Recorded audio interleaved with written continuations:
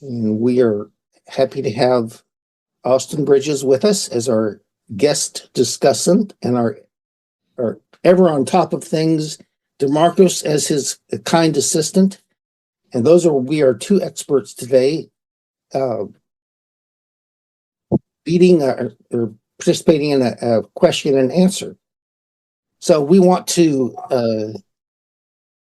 invoke the Holy Spirit or put on the magical personality or do whatever we want to call it by opening with prayer here. And I have a little prayer to begin with. So let's all take about 10 or 15 seconds here and just center. And then I'll lead us in this prayer.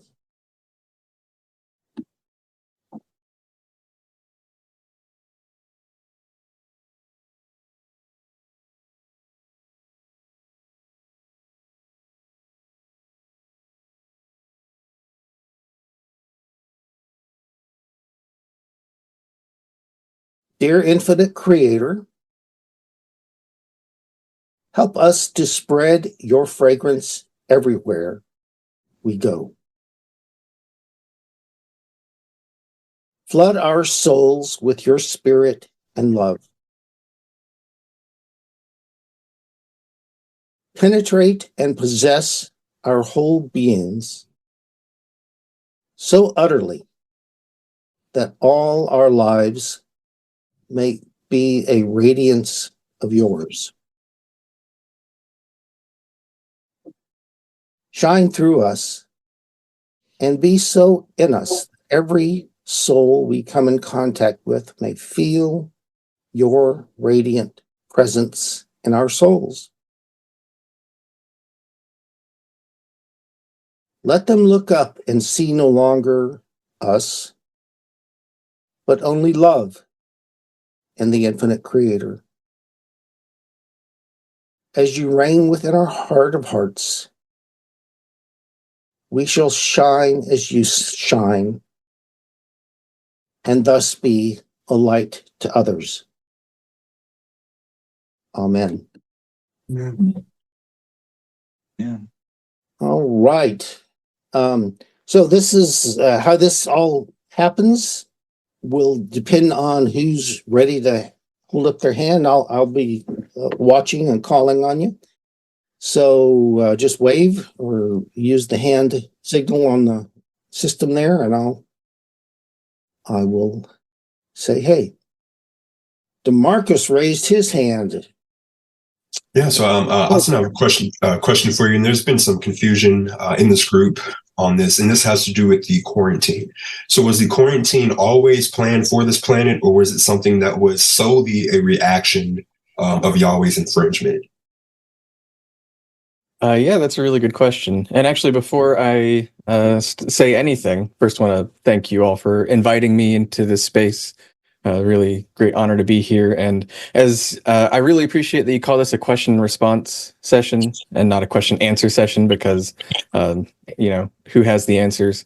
And just to make sure, it's something we always want to reiterate. I'm here as the co-director of LL Research to help share my study, but we don't really want to present ourselves as like the ultimate authority in interpreting the material. So whatever I'm sharing with you is just an opinion, and it comes from, a long time of study and familiarity with the material, especially because of the honor I have to be in my position. But we always emphasize to let seekers form their own relationship and make their own interpretation. So I always want to say that before I engage in any kind of interpretation like this. And so then about the quarantine, the way that I understand it, and I don't necessarily think it's 100% clear in the material, is that there's always going to be some kind of management of how the Confederation and or the Orion group interacts with the planet in some way, because they have such an intense interest in honoring the free will of a planet and doing so through sort of managing the contacts with the planet. I think that Ra refers to Earth's management as a quarantine because it is a lot stricter than other types of management because of Yahweh's actions and how they changed things in that, transfer from Mars to Earth, and how they, altered the beings in certain ways. So I think that it's a little bit of both. There's always some kind of management happening, but what's happening on Earth is so intense and so much more than usual because of a so-called infringement that it's referred to as a quarantine. That makes a lot of sense. Thank you. Good answer. Yeah, thank you. It was always a real encouragement to me to know that those seventh density beings were managing this, how much evil we have to put up with. It's not as out of control as it seems. I can imagine it felt pretty out of control to those people going to the gas chambers under Nazi Germany, but hey, it's not ultimately. So who else?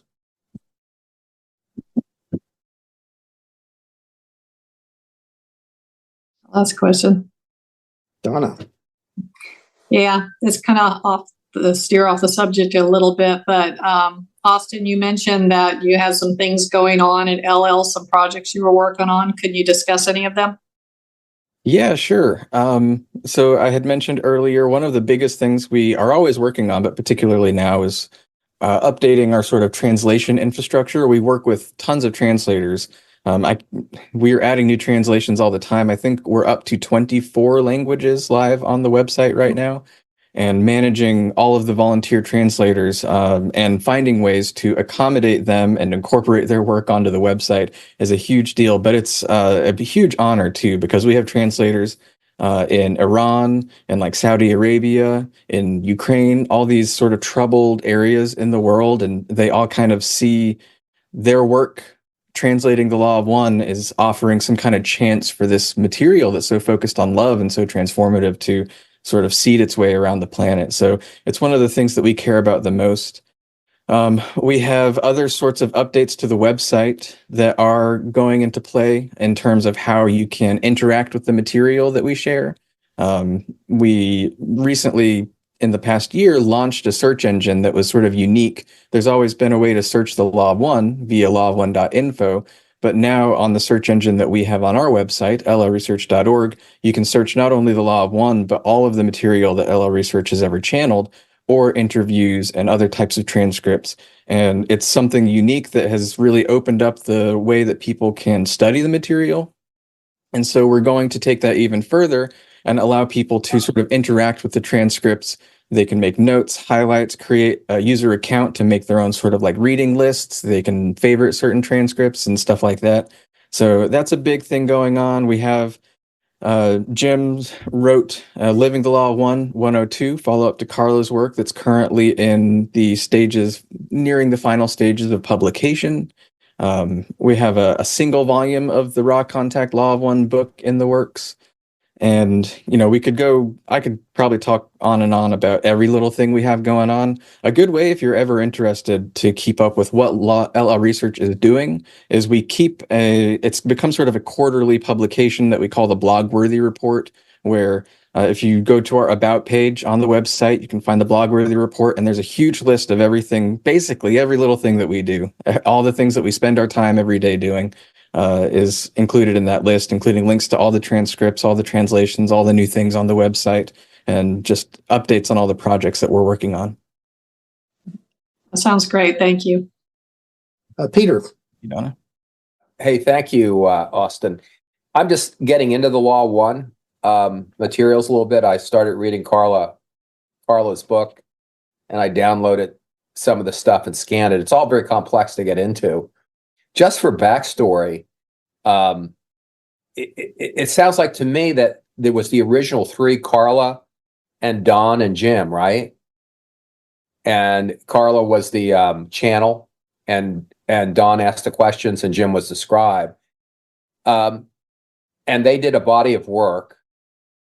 Has there been, and then Don died, Carla passed away 4 or 5 years ago. Jim is still around. Is there other channeling that's been going on? Has continued on? That's what's not clear to me. Yeah, absolutely. Thanks for the question. So the Law of One did arise out of a channeling experiment, and what we refer to as conscious channeling, which was a little bit distinct or a lot distinct from the law of one, raw contact channeling. And so basically, the whole thing started with this conscious channeling experiment in the 60s. And then as Carla began to channel and they started refining the practice, and then Jim came to join Don and Carla, that's when the law of one started. The raw contact happened primarily thanks to the trio of their energies, Don, Jim, and Carla. Jim finally joined, and the raw contact started less than a month later. And so you're right that, the raw contact went on for some time. And then when Don died, that's when the raw contact stopped, because it was their trio of energies that was required for the raw contact to be sustained. But that conscious channeling never stopped even during the raw contact. They still met on a regular basis to do that conscious channeling that was distinct from the raw contact. And that still continues to this day, which is what we continue to do at LL Research, is we meet several times a month to do conscious channeling. And what I mean by conscious channeling versus the raw contact, which we call trance channeling, is the most basic general way to describe that is in conscious channeling, you're not really going into a full trance. My experience is it's more of a meditative state. It can be a lot like a trance in a sense, but it's not like the trance that happened in the raw contact. And you are receiving concepts that there is at least some level of sort of interpretation from the instrument that happens to make these concepts flow through. There's some sort of receiving and then passing on. Whereas in the raw contact, the way that Ra described it is Carla essentially was able to leave her body completely, and Ra was able to use her body from a distance, essentially, to give answers directly, so that there was no real, according to Ra, I understand that, yeah. interpretation of their words. It was coming through straight through without her participation. And that's the main difference between the conscious channeling and the trance channeling. And it's the conscious channeling that we continue to this day. We haven't done anything like the raw contact since then. Okay, so the conscious channeling has more context from the vehicle or the channeler, from their mind, their emotions, their own catalysts. Yes. And they have described the contacts we have primarily currently, ever since the 80s. The primary contact has been an entity or entities called Kuo. And the way that they've described the process of incorporating a person's own context is it can be a double-edged sword, but it helps to ground that information in more of the human direct experience and helps to, make it relevant. And they've given a number. I don't know how to apply these numbers, but they said 70% of their influence and 30% of the instrument's influence is kind of what they aim for in a conscious contact like that. And this is called Q? Kuo. Q-U-O. And so Q apostrophe U-O. And this is another form of intelligence, structure of intelligence that's communicating. Yeah, it can get a bit complicated, but they are entities from the Confederation. Supposedly, Ra was a social memory complex, and then LR Research was channeling other social memory complexes at the time that they channeled Ra, including entities named Hatan and Latui. And after the raw contact ended, Kuo eventually came along, and at some point they finally discovered that they asked Kuo who they were, and at that point in time they said that they were an amalgamation, sort of a combination of Hatan, the 4th density, Latui of the 5th density, and Ra of the 6th density. So it was a way to incorporate all of those viewpoints and bring the Ra social memory complex into the channeling in a way that didn't need trance channeling, so it's not going to be as precise as the raw contact, but it allows for them to influence it in some way. Okay, that's good. I'll just make one more comment, and you can reflect on that if you want. It seems to me, though, there's always going to be the context of the culture and the people that are receiving the information. Because Don was interacting and asking questions. So the consciousness of those three and the context of the culture they were a part of, American, they were in Kentucky at the time. It was the 80s or 70s. And so all the vibrational qualities of the collective consciousness was there. And so in some ways, it's living, breathing, relevant to the vibratory nature of the moment and the people in that moment. I don't know if you would reflect on that for a minute, but thank you. Yeah, thank you. I agree 100% that even if Ra was speaking in a very direct sense through Carla, not only is there all that context that you talked about, which I think will require us to recontextualize it, reflect on the context that it arrived in and the context of where we are now and reconcile those things to understand it better. But I also think that Raw catered their message to the particularities of Don, Carla, and Jim, particularly Don. I think Right. Don was an engineer, a physics professor, and so he had a very sort of mechanical, rational mind.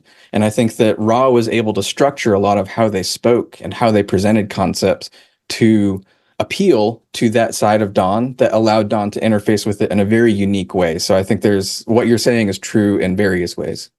Yeah, thank you. Yeah, it's very, very interesting. Danny had his hand up. Well, it kind of got answered. I was going to ask about the densities.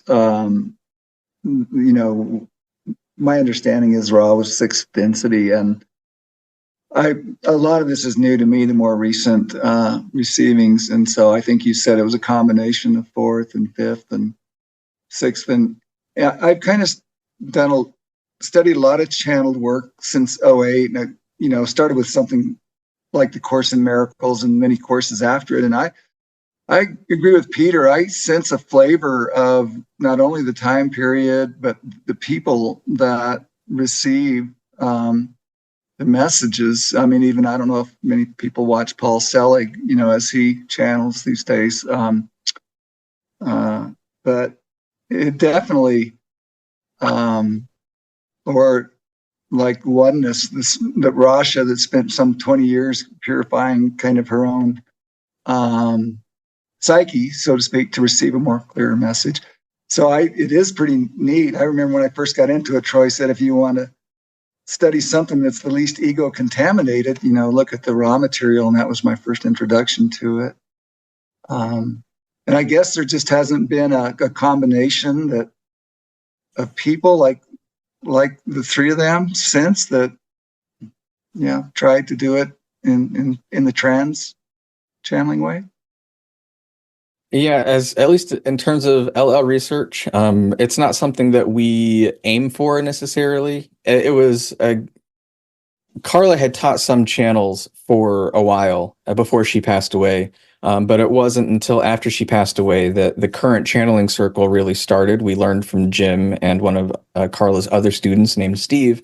We learned how to channel from them, and that was around 2016 that we just first started learning, which it seems like it's a long time ago, 7 years, I guess now, but we still all feel like beginners, and I don't think that we'd ever attempt to recreate the raw contact. It was something very unique to those three individuals, and it came with a lot of difficulty for them, as when you read the material, you figure out exactly what they went through, which is not something we're necessarily eager to dive into. But the way that the raw contact happened was that they set out to serve and receive the highest and best contact that they could. They wanted to channel the best way that they could, and that's how Ra was able to come in. And so that's sort of our aim too, is to serve in the highest and best way that we can. And if that brings about something like the raw contact, that would be really cool, but we don't know exactly what, can happen now or what might happen in the future in terms of our own channeling experiment and how we're handling things. Thank you. Yeah, thank you. Okay. I can say it kind of grew up a little bit in the time, maybe a little bit after Carla, Don, and Jim, but roughly around the same time I was in those years. And, I have read or listened to or looked into other channels, and I can say I have not come across it, like you said, Troy, as pure channeling of messages as with Ra.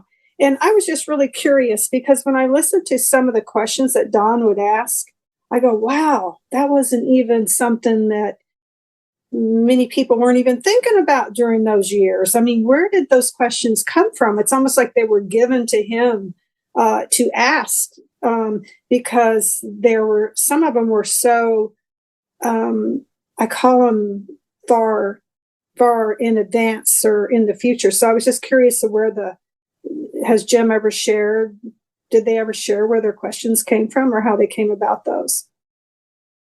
Yeah, absolutely. According to Jim, and even, we've done some digging through their papers and stuff. It was primarily Don who was the brain who was coming up with the questions. And even a lot of the questions that he asked were on the fly. So we did discover 8 or 9 years ago a notebook that was really cool. We'd never seen it before. That was sort of Don's planning notebook, where before each session he would write out a bunch of questions, and you can see some of his thought processes and some of the questions that didn't get asked and all that. But then it would always be the situation, as Jim describes it, that Don would ask a question and Ra would give such a thorough or mind-bending answer that it would kind of like make Don have to stop and think and come back to it later. So then he would ask a different question, or it would cause him to divert from his planned questions and go into a totally new line of questioning. So it was primarily Don's brain. But like you're saying, it seems like there was some sort of, almost extra guidance happening. And I do think that's true, particularly because in the Ra contact, in the Law of One, Ra talks about how those three individuals had reincarnated in different configurations before together in order to sort of form this energetic dynamic that it seems like was planned to eventually result in the Ra contact. And so they had gone through incarnations before in like different family dynamics and supporting each other in different ways. And that resulted in this unique energetic configuration that was able to bring in the Ra contact. And so I think my theory would be that this is something they planned with Ra, that, Ra was part of this whole plan, and that there's something larger than just those three seeking something, but they were able to give up their own, own goals enough, like I said, seeking just the highest and best, that whatever intelligence was at work to make the Ra contact happen, whatever is larger than them, guided them to that. And that's also, the source of a lot of Don's questioning, I think, is, anytime I think that we're able to enter that zone, giving ourselves over and allowing us to only seek the highest and best and bring in something from outside, anybody can channel, in that sense, something higher than themselves. And I think that's the process that Don went through in forming questions. Well, thank you. One other quick question, and this is just one I bring up over and over, and I tend to think about it often. And DeMarcus even gave a really nice presentation on this section. But when I go and and I'm just kind of day-to-day living and having conversations with people, and some of, I'm listening to them and I think, wow, if you just go back to the beginning of time, humanity has been very much a bellicose nature. And I'm thinking, why is that? I'm just very puzzled about it. And there were, and I can't remember the planets that sort of self-destructed, and due to what was happening with how they were either not caring for the planet or what was going on between them. Does Ra, and I can't remember, does he talk much about this particular planet Earth and what is happening here? Because it's just very curious to watch what's unfolding. Yeah, Ra does talk a little bit about the bellicose nature of our planet particularly, and also the other planets in our solar system. According to Ra, the planets in our solar system that I think you're referring to would be Mars, which supposedly destroyed their biosphere, and Maldek, which was a planet that is now the asteroid belt. So that was the results of their bellicose natures. Mm-hmm. And on top of that, Ra says that other planets from other places in the galaxy that have third density repeaters, entities who are not able to sort of polarize enough to go into the fourth density before their harvest came and their planet moved on, we have populations of them here. So there's lots of different energies at play on planet Earth, but I think a highlight is the fact that there are two other planets that sort of went down this destructive path, according to Ra. There was one successful planet, Venus, where Ra came from, but these two other planets were all part of the same archetypical mind, what Ra refers to as sort of like our solar system has a particular makeup of the blueprints of consciousness, basically. And it's part of this experiment to allow the creator to experience itself in different ways. And the sub logos, or our sun, essentially, that is setting up this archetypical mind, chooses certain configurations of how experience and catalyst and the veiling works. And I think that in this experiment, allowing us to have this certain type and amount of free will within our solar system has led to this capacity for bellicosity on the level that we see it, which I think in terms of anything in the creation being surprised, it has kind of surprised the sub-logos. I don't think the sub-logos was like, let's see if we can make warlike planets that destroy themselves. But the idea is to give entities free will to a certain extent that allows them to offer the creator experience. And we just kind of like went off in a certain direction. And that's sort of what we're contending with, I think. Yeah. For a long, long time. Thank you very much. Appreciate it. Yeah, absolutely. Thank you.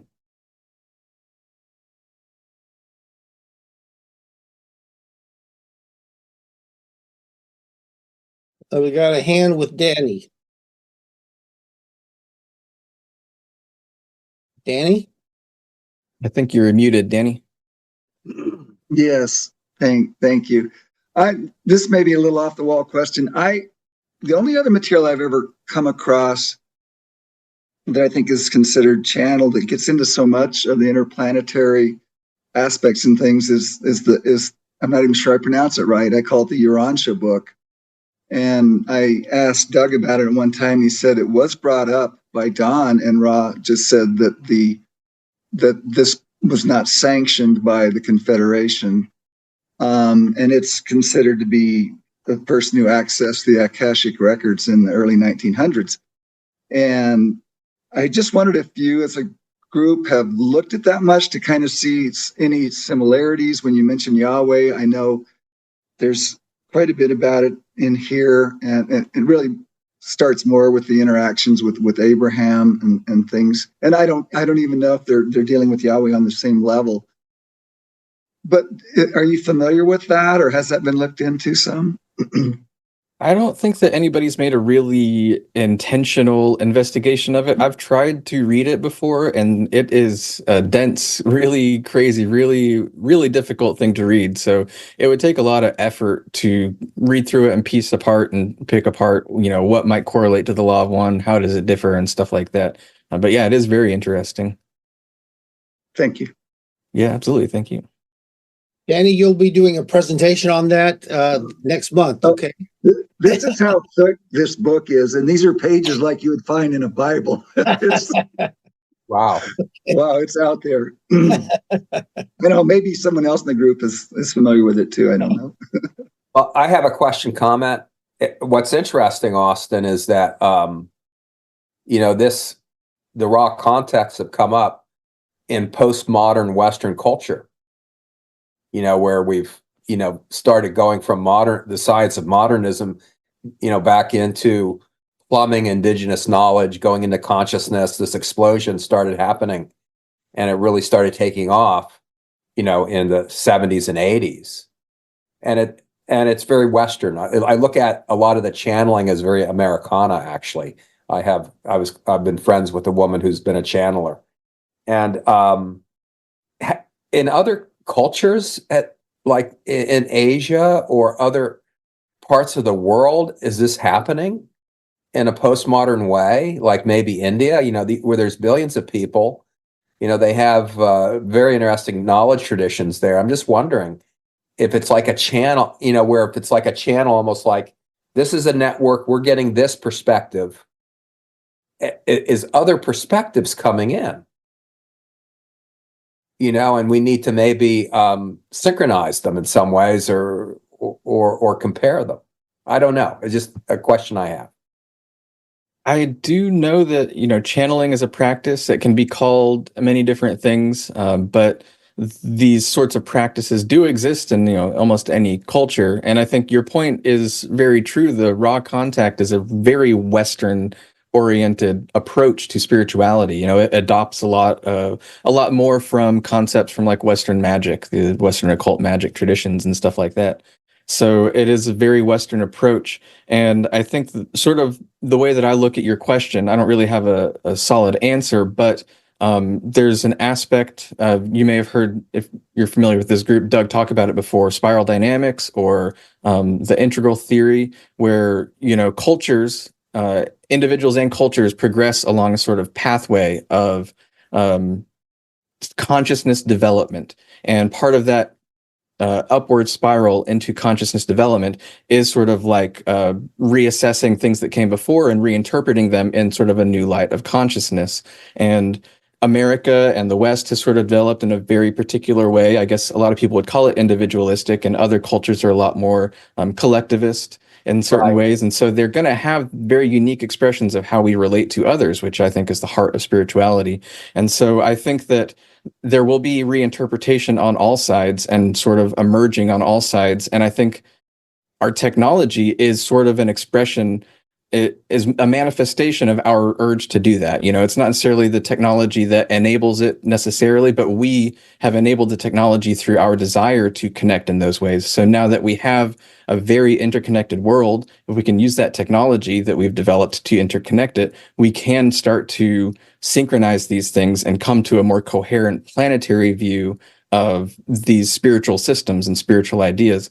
I do think that a lot of these, particularly sort of like the Hindu aspect of it, a lot of these things are being sort of modernized and looked at through a way that connects with other perennial traditions.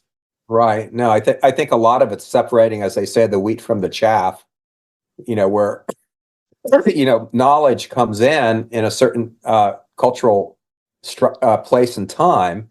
And some of it is more perennial or universal. And some of it is the noise of the culture war of the moment.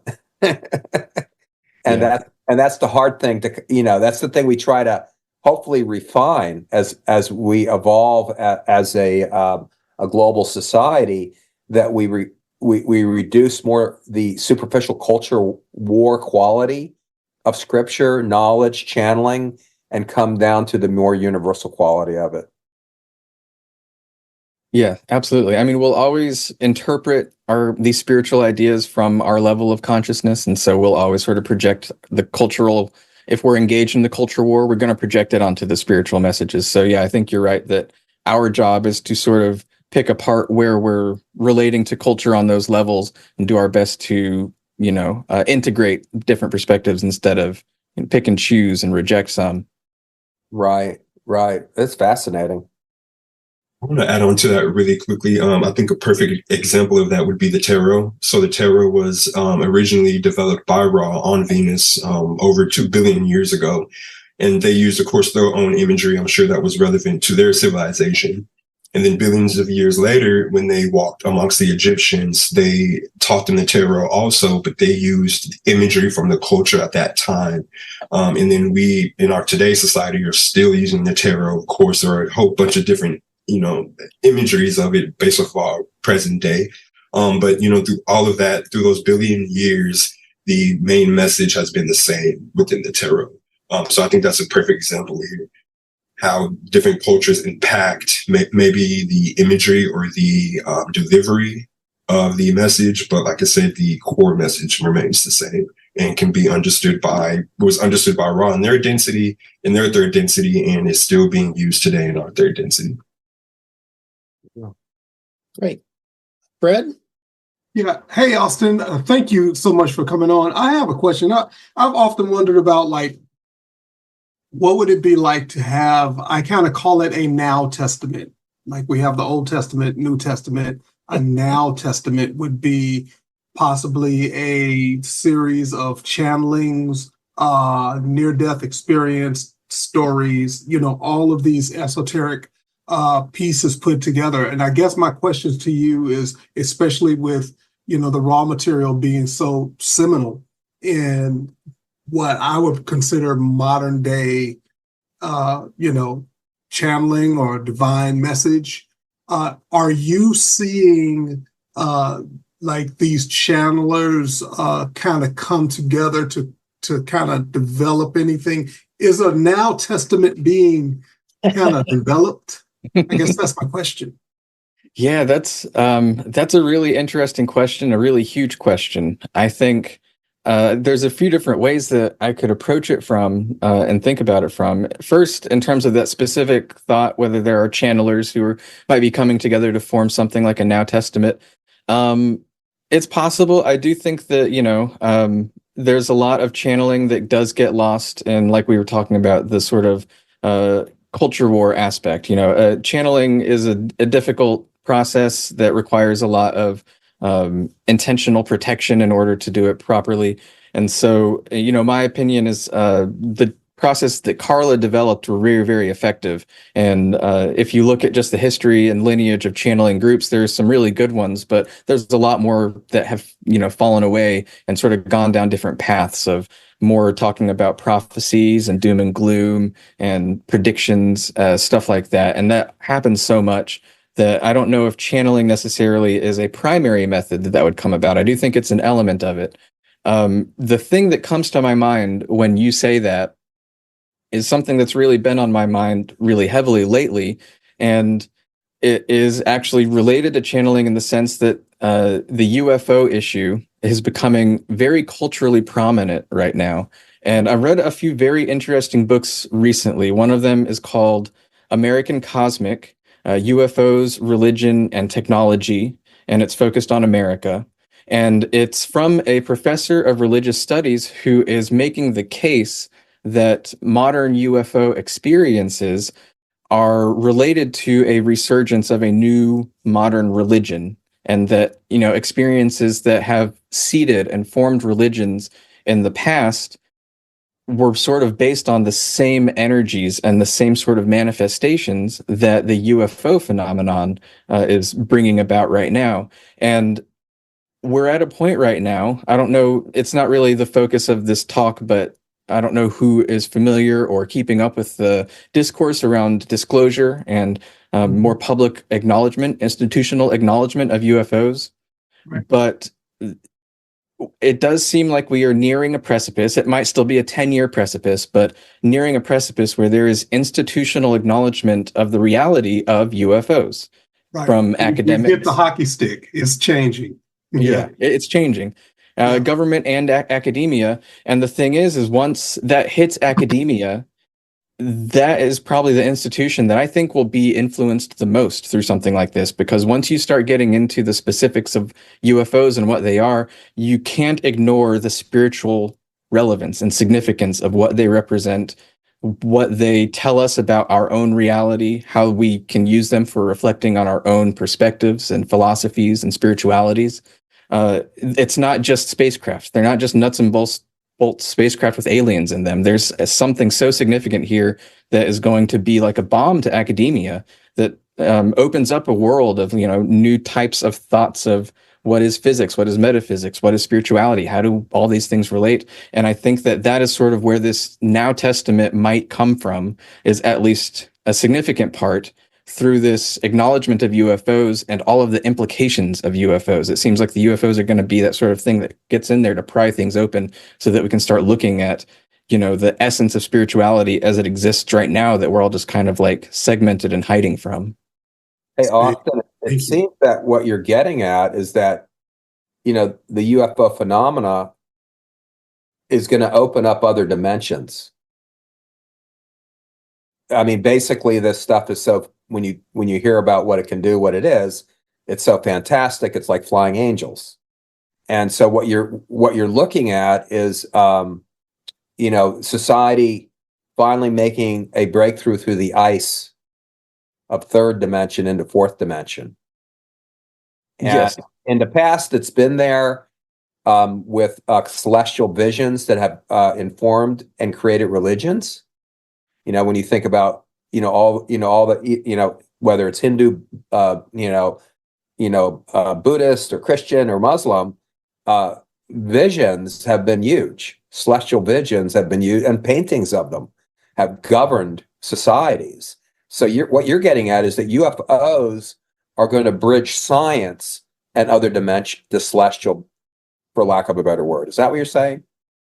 A bit, yeah. That's related to what I'm saying is that UFOs, especially in this world, previously those religions that were formed through these aerial phenomena that are very similar to what UFO experiencers experience, or these visitations from entities that are very similar to what experiencers experience in the modern day, we're now much more connected. So it's going to be much more of a global mythology that forms from this that we can relate to on a more global level.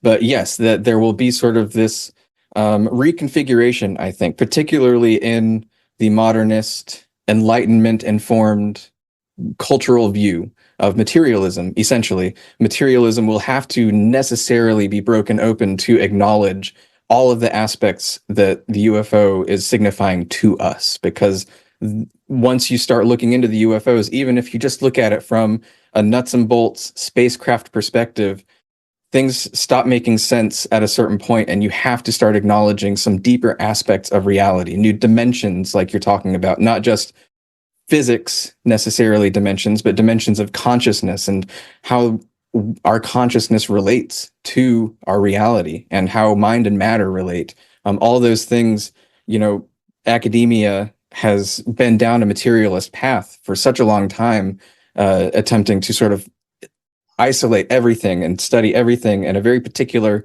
material way, that the UFO, once it's acknowledged that it exists in these very fantastical ways, will have to force them to reconsider everything. Well, modernism brought energy, and matter together, how they interact. And so it seems that where we're going now is energy, matter, and consciousness. The consciousness equation may come into the E equals MC squared. There'll be another element of that we don't fully understand. I think so, yeah.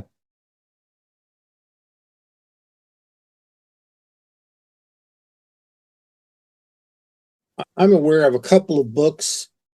I can't quote them, the names or anything, but there's where groups of authors with scientific credentials have come together to discuss consciousness in a very thoroughgoing way, so as to kind of be a new Bible for scientists who do not want to limit themselves to materialism.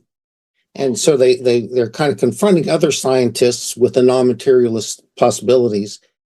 And so there already exists new Bibles like that, if you would, because there are thick books like that with the sort of multiple authors. And if we start throwing UFOs in the mix, it's just one more step. And we're not far from that.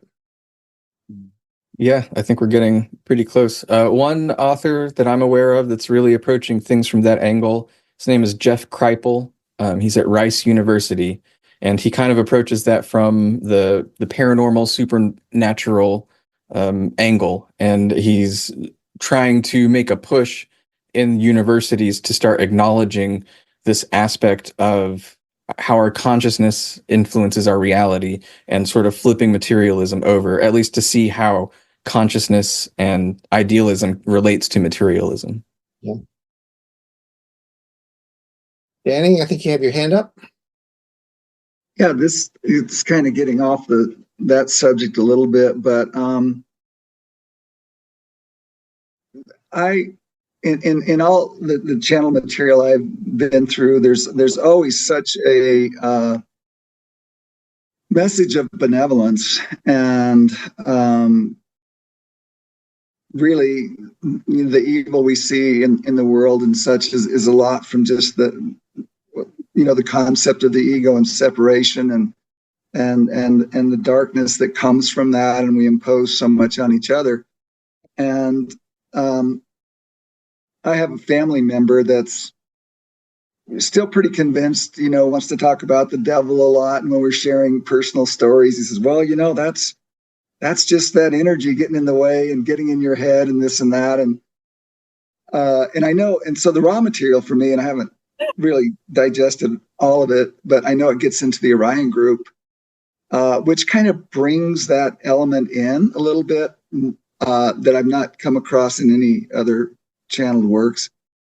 Can you help me with just a general overview there in terms of oh, maybe the theoretical and yet still the practical aspects of that. I think what I read the other night was that, that people that really are in service to self and quite a far along in that way do possibly have interactions with the Orion group, but there are also people that aren't that far along in it that just are open to their influence just by maybe where they're at in their life and the way they're thinking and feeling in certain moments.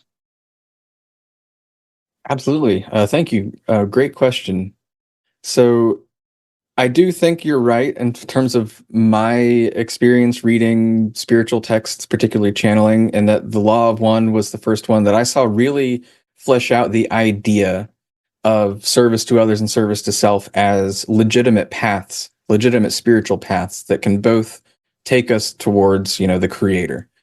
And so the basic idea is that the light of the Creator is available to both of these polarizations.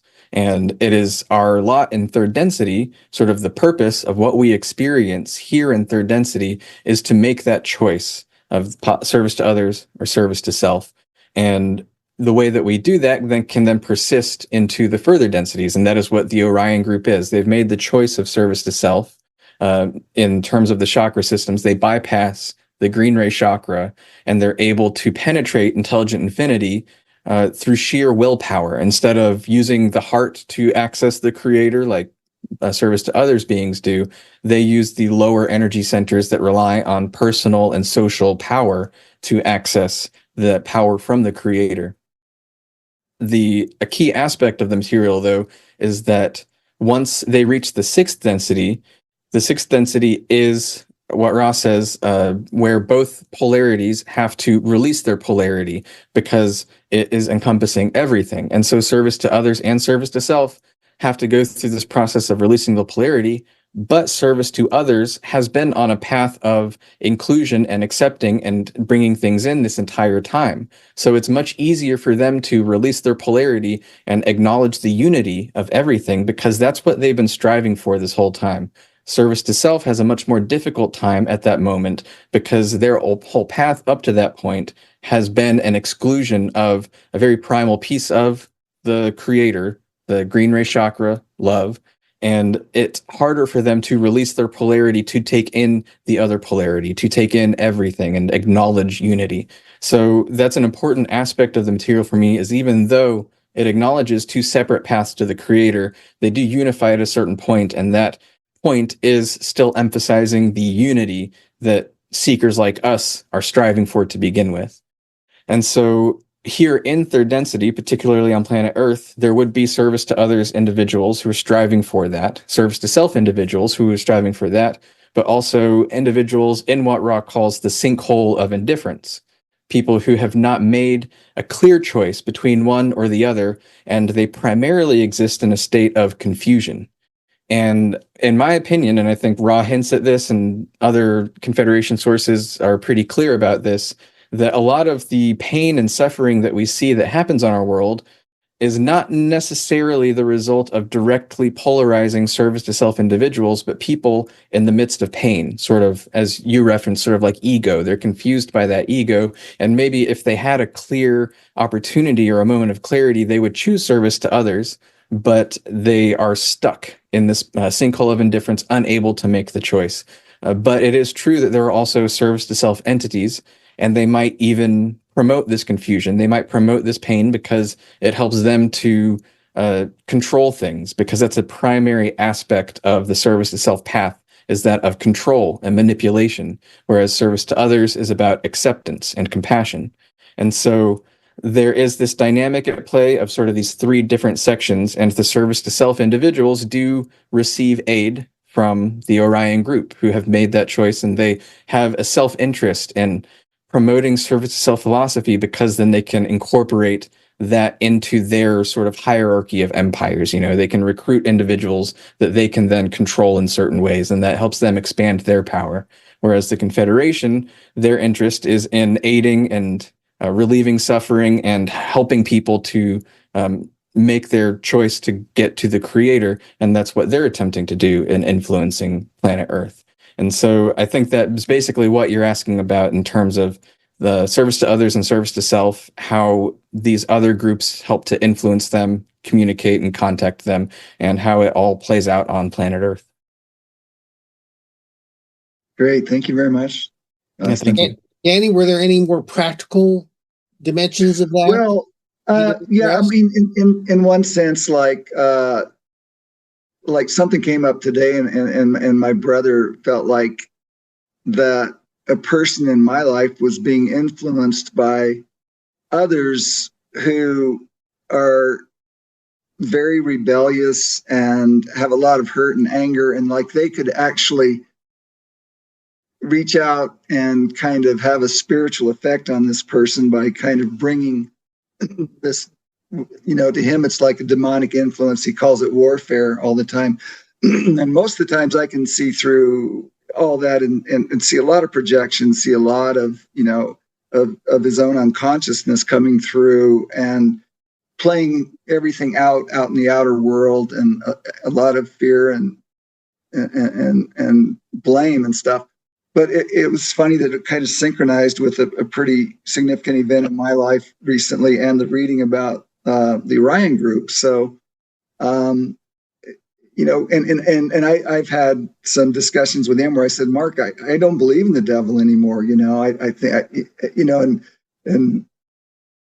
for the reasons of what I've received through a lot of the channelings that I believe are from Jesus and Mary, people like that. And there's not a lot of talk about it. It's not like, okay, this is a key part to your spiritual ascension and consciousness movement is to master the devil or something like that. It's more like just keeping on moving in love and light and understanding your own shadow work, and your own woundedness. But I guess that would be a little more specific application. Thank you, Troy.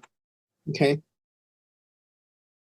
Well, we're getting ready to wind up, and I see Douglas has joined us. Did you want to weigh in on anything, Doug? Hi, everybody. Thank you for that invitation. I've got in here a little bit late, loving hearing the dialogue. And Austin, you are great. Wonderful. Yeah, I think, yay, Austin. Thank you so much. Yay, Austin. For the clarity of thought and your ability to express yourself. Yeah. Thank you. The one thing that I wanted to add was this understanding of the spiritual dimension of the UFO phenomena. And Fred had asked, is there a now testament?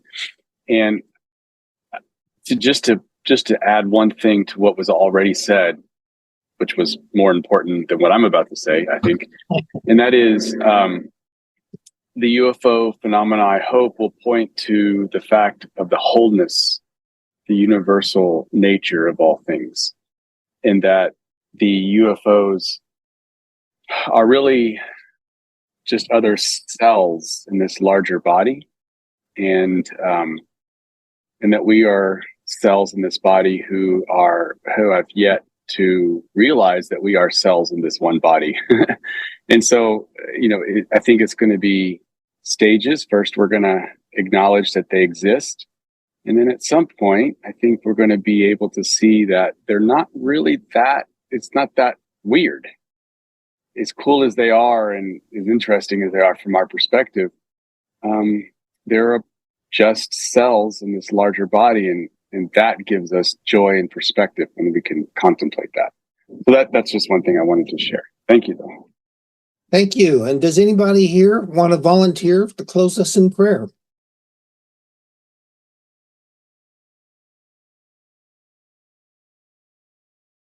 Did I see Donna say something? You probably saw me mouth no. Oh. I've not prepared anything, so I would All right, probably anybody? babble.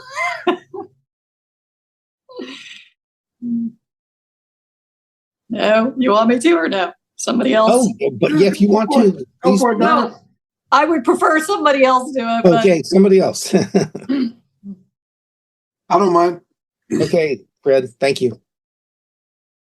All right, let's take 3 collective breaths together. 1, 2, 3. It's the first one. Breathing in, letting out. Second one, so grateful and gratitude of what we experienced tonight. And releasing.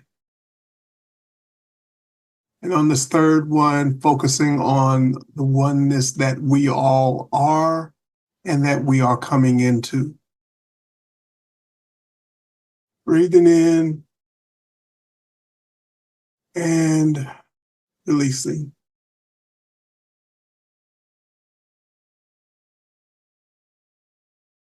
Gracious Divine, thank you so much for this opportunity of calling our consciousness together to, as Peter once said, look diligently in a dark room as if we are looking for a shining light in a dark room. And in this time, I feel like we've all just found that glimmer of light right in a dark room, and we focused on it. That alone is a miracle. Because as dark as they say the world is, that glimmer is bright. So we focus on that this evening.